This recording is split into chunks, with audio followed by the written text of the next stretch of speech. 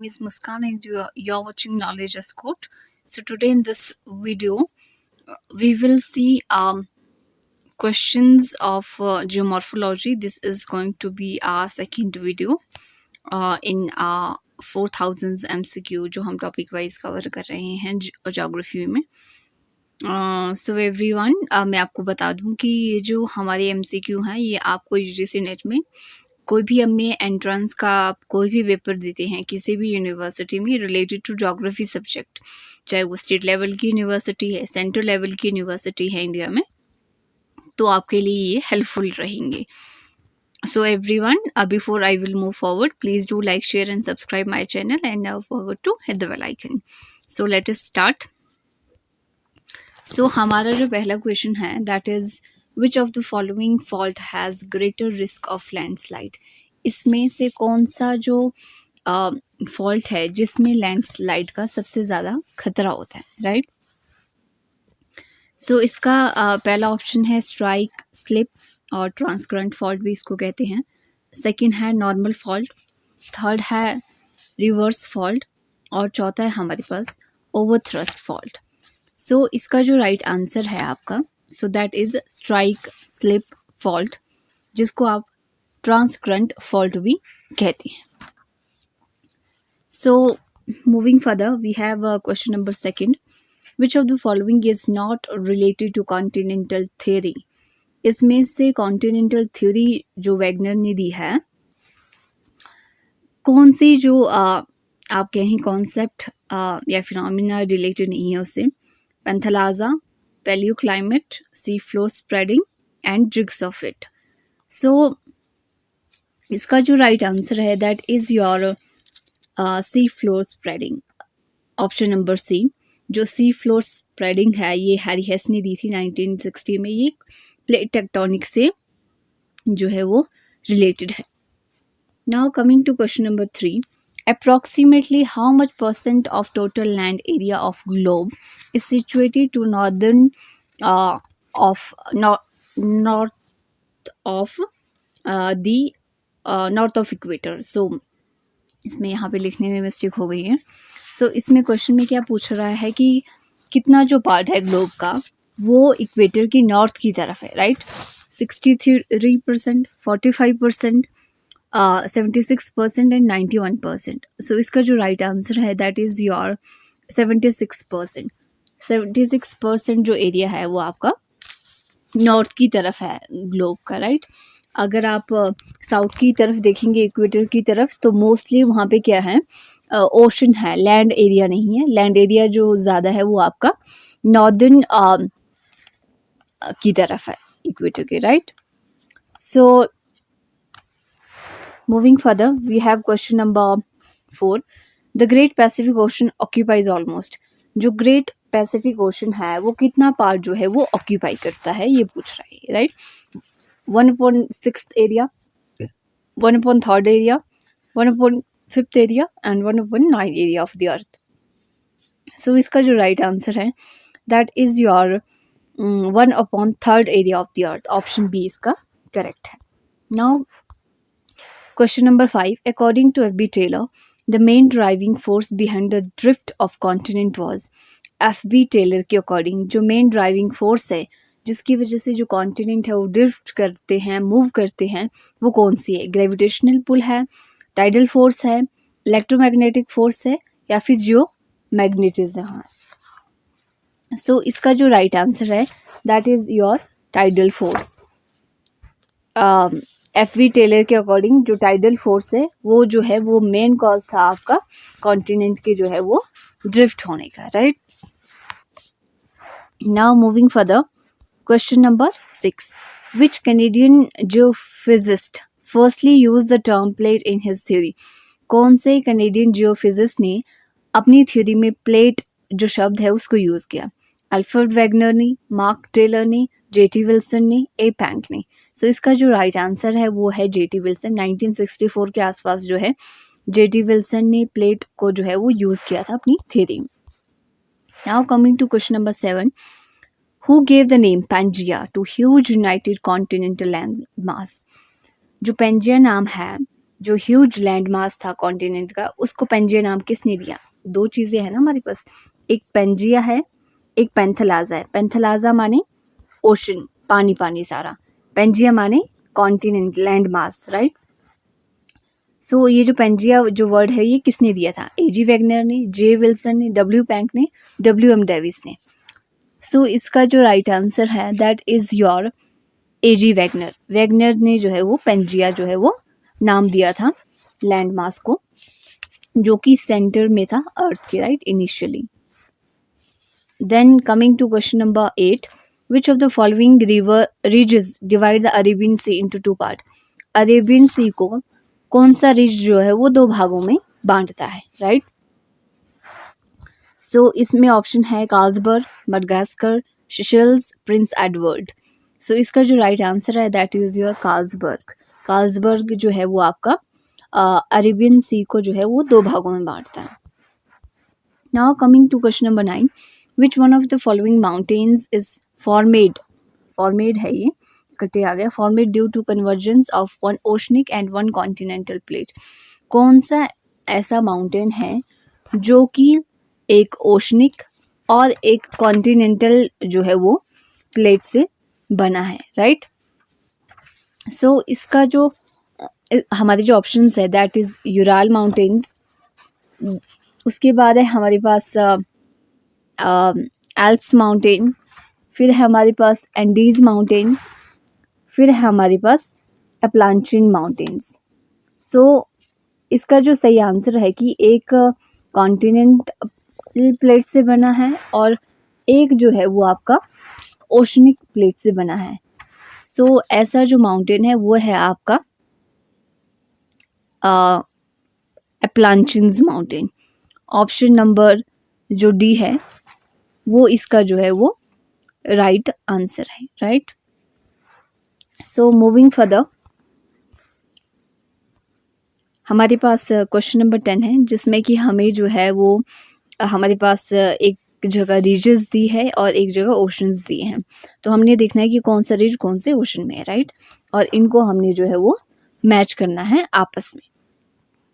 सो हमारे पास है कोकस रिज, वी हैव आपका mid Atlantic ridge, Pacific Antarctica ridge, and then we have Andean ridge. और ocean के रूप में हमारे पास है gulf of Andean, east Pacific and Atlantic.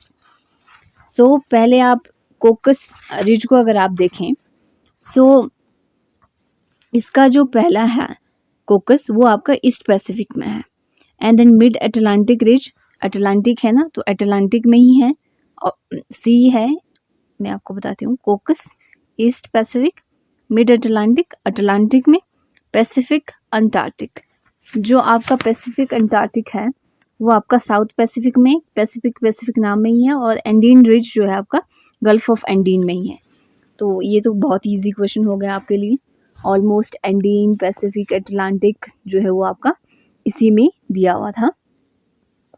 सो इसमें कुछ ज़्यादा है नहीं। So moving further, down folded rock beds are known as, जो डाउन फोल्डेड जो रॉक के जो बेड्स होते हैं उनको क्या कहते हैं, राइट। एंटीक्लाइंस कहते हैं उनको, सिंक्लाइंस कहते हैं, सिंक्लिनोरियम कहते हैं, या फिर नन ऑफ द अबव। सो इसका जो राइट आंसर है दैट इज योर सिंक्लाइन। इस तरह से होता है ना जो आपके रॉक बेड्स होते हैं, तो इस वाले पोर्शन को एंटीक्लाइन कहते हैं, इस वाले पोर्शन को सिंक्लाइन कहते हैं।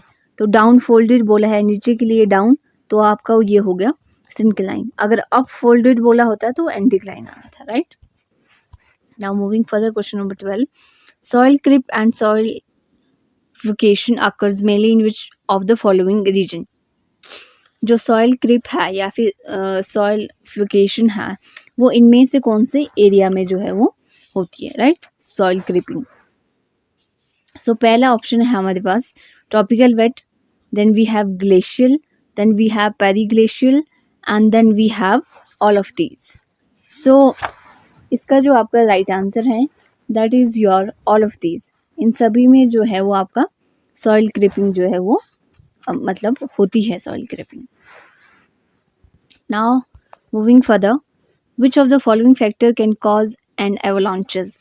इनमें से जो है कौन सा जो फैक्टर है जो उसकी वजह से एवलांच जो है वो आ सकता है, राइट? सो पहला ऑप्शन है use of ATVs on ice, and then deforestation, then snow storms, and then all of these. So इसका जो राइट आंसर है that is all of these. इन सभी की वजह से स्नो एवलांचेस आ सकते हैं। देन फिर है हमारे पास लैंडफॉर्म्स एंड प्रोसेसेस। देखिए लैपीज ये किसकी वजह से होते हैं, वेव कट प्लेटफॉर्म्स किसकी वजह से होते हैं, मोरेन्स किसकी तरह से होते हैं, और बार्चन्स जो है वो आपके मतलब किसकी वजह से होते हैं, राइट? एक और दो चीज़ें तो आपको इसमें ऐसे ही मतलब देख के ही पता लग गई होंगी। सो जो आपका लैपीज हैं वो मेनली आपके जो हैं ग्लेशियर्स की वजह से ही होते हैं, राइट? सॉरी, ग्लेशियर्स की वजह से नहीं होते हैं, माय मिस्टेक। ग्लेशियर्स की वजह से मोरेन्स होते हैं, और बार्चन जो है ये विंड की वजह से होते हैं। क्रास्ट की तरफ से लैपीज जो है वो होते हैं, right? So landforms lapies is connected to karst, wave cut platforms आपका वेव से ही कनेक्टेड है, मोरेन्स आपके ग्लेशियर्स से हैं, और बार्चन आपके विंड से है। So moving further, question number 15, which one of the following process is responsible for weathering of rock in karst region? karst region में weathering के लिए कौन सी प्रोसेस रिस्पॉन्सिबल है? पहला है हाइड्रोलिसिस, दूसरा है कार्बोनेशन, तीसरा है ऑक्सीडेशन, चौथा है स्क्री फॉर्मेशन। सो इसका जो राइट आंसर है that is your option B, carbonation. Scree formation mainly mountains में होती है, right?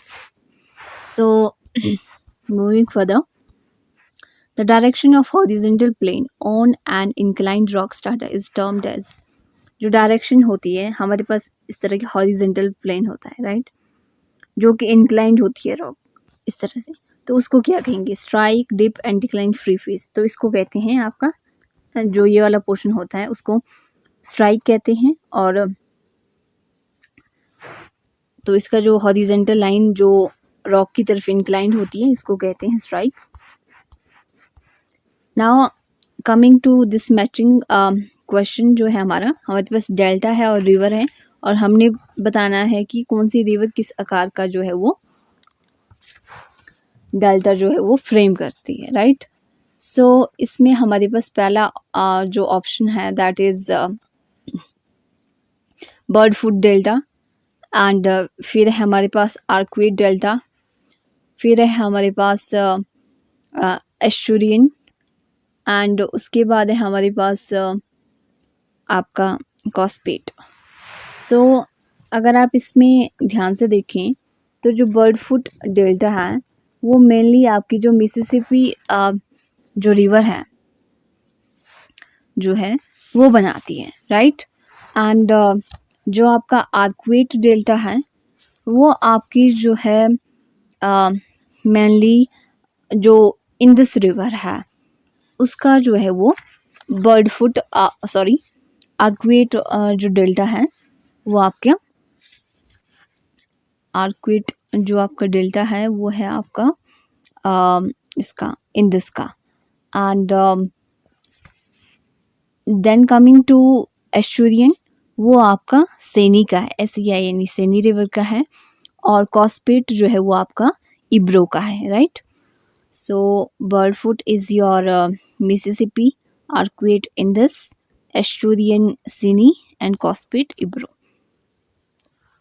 Moving further, loess and उनके नेम है।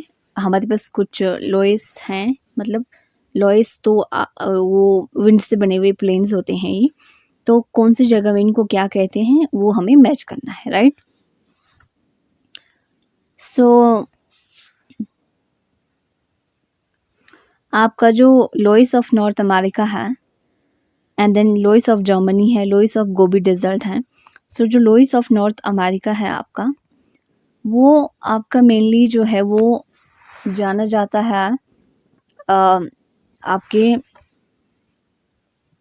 लिमोन, ऑप्शन नंबर जो है वो 3 सही है, सॉरी एडोब से उसको कहते हैं, और जो जर्मनी वाला है वो लिमोन है, और गोबी डेजर्ट हवांग। ये आपका loess of North America adobe, loess of Germany limon, and Gobi desert हवांग।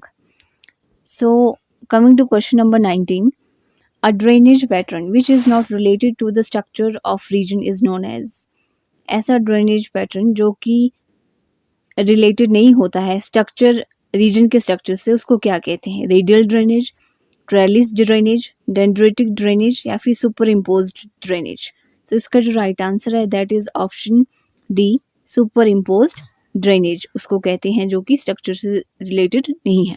Coming to question number 20, which of the following factors determine formation and development of slope.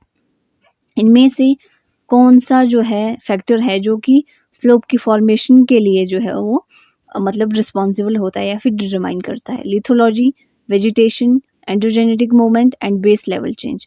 सो इसका जो राइट आंसर है वो सारे ही हैं, all of above. इसमें डालना भूल गए हैं, बट ऑल ऑफ अबव सारे ही फैक्टर जो है वो रिस्पॉन्सिबल होते हैं। Coming to question number 21, the rigid waves surrounding the geosyncline called by. जो रिजिड वेव्स होती हैं जो सराउंड करती है जियोसिंक्लाइन को, उसको क्या कहते हैं? कार्टोजन, परमाफ्रफ, ओरोजन, एंड एंड्रफ। सो इसका जो राइट आंसर है that is your option number C, orogen. Now coming to, sorry orogen नहीं कहते हैं उसको, कार्टोजन कहते हैं। ये वाला ऑप्शन इस तरह से होता है, ये आपका जियोसिंक्लाइन है, ये वाला जो पोर्शन है रिजिड वेव की तरह होता है ना, तो इसको कार्टोजन कहते हैं। Now coming to question number 22, which of the following forces is responsible for syncline formation? Syncline formation के लिए कौन सी फोर्स रिस्पॉन्सिबल है? Crustal faulting, crustal drifting, crustal compression, crustal sinking. So इसका जो राइट आंसर है that is crustal compression. Compression की वजह से जो है वो आपका syncline बनता है। Coming to question number 23, Cambay graben is associated with which one of the following earthquake. Cambay graben इनमें से कौन से अर्थक्वेक के साथ मतलब रिलेटेड है?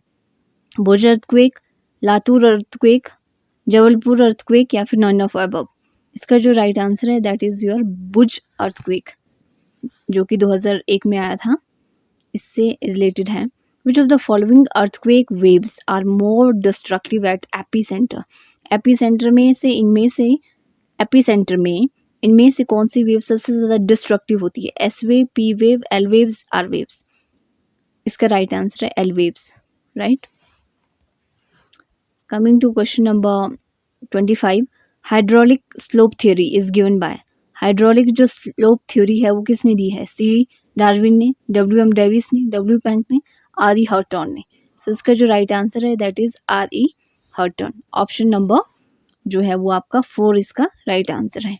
Then coming to question number 26, identify the correct sequence of terminology used for denoting different parts along a sloping ground from top of bottom। ये जो सीक्वेंस है हमने इसको अरेंज करना है, राइट, और बताना है टॉप से बॉटम की अप्रोच हमने इसमें बतानी है कि सबसे पहले क्या आएगा स्लोप में, स्लोप की जो प्रोफाइल है, तो वैक्सिंग स्लोप आएगा, फ्री स्पेस आएगा, डेब्रिस स्लोप आएगा और वेनिंग स्लोप आएगा। सो जिस अरेंजमेंट में ये लिखी है ये इसी अरेंजमेंट में आएगा, पहले वैक्सिंग, फिर फ्री फेस, फिर डेब्रिस, फिर आपका वेनिंग।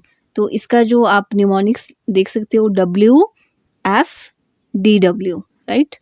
वैक्सिंग और वेनिंग में याद रखना आपने, वैक्सिंग पहले आएगा, वेनिंग लास्ट में आएगा, right. So moving further, question number 27, hydration process belong to. Hydration जो प्रोसेस है, सॉरी, ये कौन सी प्रोसेस है? फिजिकल एंड बायोलॉजिकल प्रोसेस है, फिजिकल एंड केमिकल प्रोसेस है, बायोलॉजिकल एंड केमिकल प्रोसेस है, और ओनली फिजिकल है। सो जो हाइड्रेशन है ये आपके फिजिकल भी है और केमिकल प्रोसेस भी है, बायोलॉजी का इसमें कोई हाथ नहीं है, फिजिकल एंड केमिकल प्रोसेस है आपकी hydration. Now coming to question number 28, हमारे पास कुछ ऑथर्स हैं, उनकी लिखी हुई बुक्सें हैं, हमने ये देखना है कि ये बुक्स किसने लिखी है। फर्स्ट जो ऑथर है हमारे पास वो है Woolridge and Morgan, then Thornbury, then von Richthofen and then Steers. So जो आपके वोल्ड्रिज एंड मॉर्गन हैं, इन्होंने लिखी है आपके this spirit and purpose of geography. Thornbury ने लिखी है प्रिंसिपल ऑफ जियोमॉर्फोलॉजी, वॉन रिchthofen ने लिखी है जियोमॉर्फोलॉजी एंड स्टीयर्स ने लिखी है अनस्टेबल अर्थ। सो ये इसकी मैचिंग जो है बुक से हैं ऑथर्स के साथ। Negative movement of base level produce, जब बेस लेवल का नेगेटिव मूवमेंट हो जाता है, राइट, उसको क्या कहते हैं? रिजन्युएशन, स्टेबलाइजेशन, एट्रिशन, साल्टेशन। सो इसका जो राइट आंसर है it is called rejuvenation, right, पुनः प्रसारण, इस तरह से। Then coming to question number 30, in the process of erosion the removal of material by solution, solution के द्वारा अगर मटेरियल रिमूव हो रहा है इरोजन में, उसको क्या कहते हैं? एट्रिशन कहेंगे, कोरेजन कहेंगे, कोरोजन कहेंगे, सेपिंग कहेंगे। सो इसका जो राइट आंसर है that is option C, corrosion उसको कहते हैं जब सॉल्यूशन से जो मटेरियल है वो रिमूव किया जाता है। देन यही था आज के इस वीडियो में हमारे पास। सो I hope you people will like, share and subscribe my channel and forget to hit the bell icon. So everyone please do share this video with your friends so that वो उनको भी benefit मिले। and अगर आपको इसमें if you want any addition on this, so do comment below in the comment section. So that's all from my side. Thanks for watching. Bye and take care.